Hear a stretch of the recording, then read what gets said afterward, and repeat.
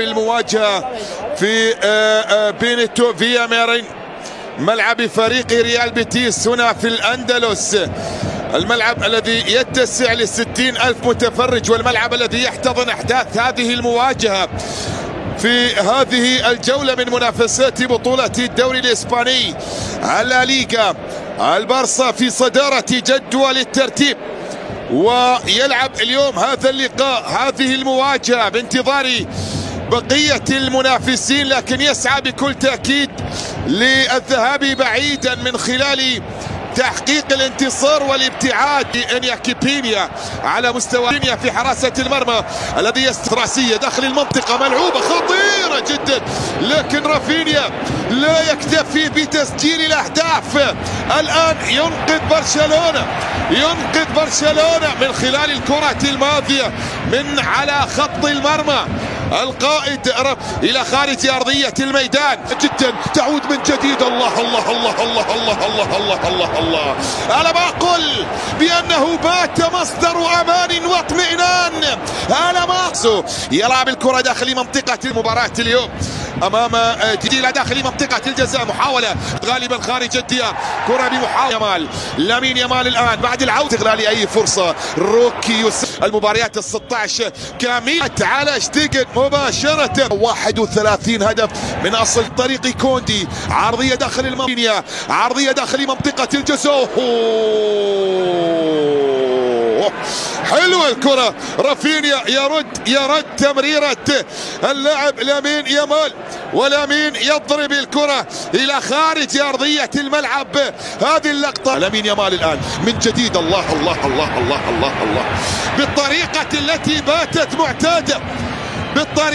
التي باتت معتادة، لكن في اللقطة الماضية فييت استمر وقال افيلا، عرضيه داخل منطقه روكي يلعب الكره الثاني على ارضيه، يبحث عن العرضيه، عرضيه داخل منطقه بمحاوله اماميه ملعوبه في بطوله الدوري، كره بمحاوله الحصول عليها، لعبها الى رافينيا على ليفالدي، راي اخر. اولمو الان تسديده قويه من داني اولمو، محاوله وتسديده قويه الى خارج ارضيه الميدان، علت العارضه، تحولت الى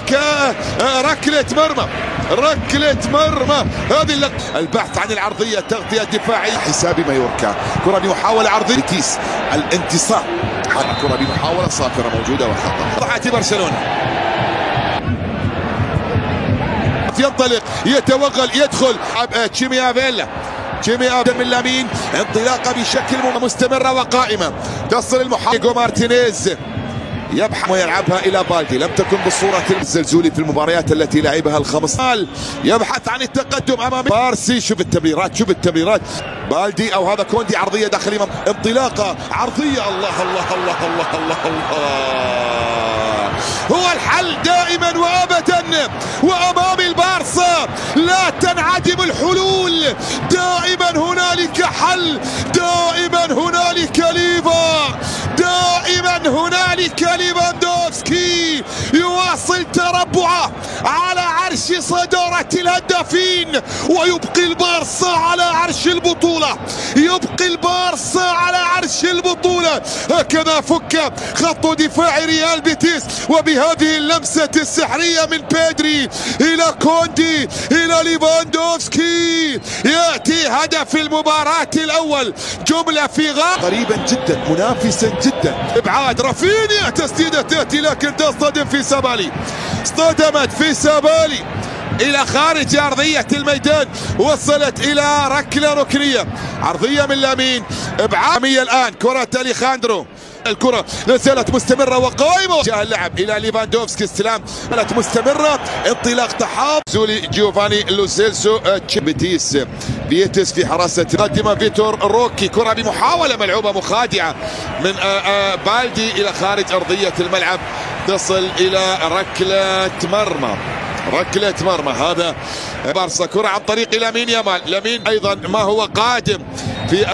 ويستمر في رومين، عرضية داخل منطقة الجزاء، ملعوبة الكرة من جديد، مرة أخرى المحاولة الرأسية، ومرة أخرى بجوار نفس القائم، مرة أخرى بجوار نفس القائم بيرو على مستوى العرضية واللعوبة داخل منطقة الجزاء. راسية خطيرة جدا مرت بجوار القائم، مرت بجوار القائم. راسية التيميرا، كرة خطيرة جدا على مرمى برشلونة. هذه كرة جوفاني لو سيلسو، وبعد ذلك راسية من التيميرا. راس 0 هدف المباراة. محاولة داخل منطقة الجزاء، لمنطقة الجزاء فرصة للتعادل. نعم افيلا لا يصدق، وجمهور الفيا مارين. خطيرة أخرى لريقة الجزاء، راسية إبعاد، كرة بعد ذلك لكن إلى خارج أرضية الملعب. الزلزولي هو اللي لعب الكرة، والمحاولات الماضية علت العارضة إلى خارج أرضية الميدان، إلى خارج أرضية الميدان. عبد الصمد الزلزولي موجود فيها ما بين مختلف المدن. من أحداث هذا اللقاء اللاعب التيميرا، تسديدة بيتيس داخل منطقة الجزاء، عرضية ملعوبة، لكن حاليا كابتن إلى فيران توريس الجزاء. الزلزولي الآن لا أمامية الآن، بعد ذلك مين يامال يحاول في الجهات التي يحاول، لا زالت مستمرة وقائمة. روكي لكن الحكم يشير إلى استمرارية اللعب، روكي غاضب ابن البارسا، غاضبا على عدم بداية هذا الموسم إلى بيتيس. أقر الحكم ركلة جزاء لو سيلسو الآن.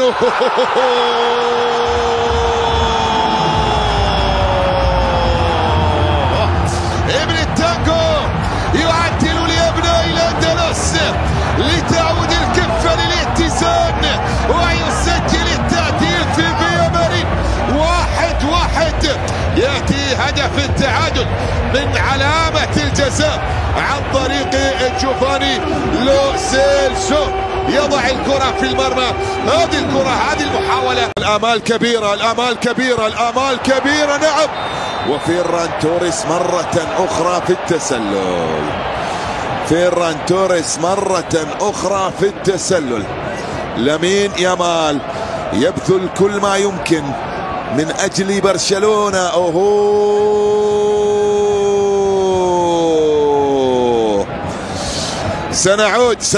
سنعود إلى تقنية الفيديو. نعم سنعود إلى تقنية الفيديو، لأن الضايع عرضية داخل منطقة الجزاء. الله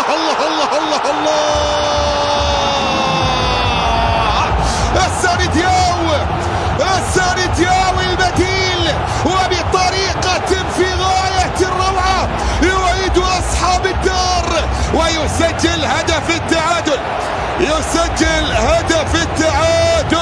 بطريقة في غاية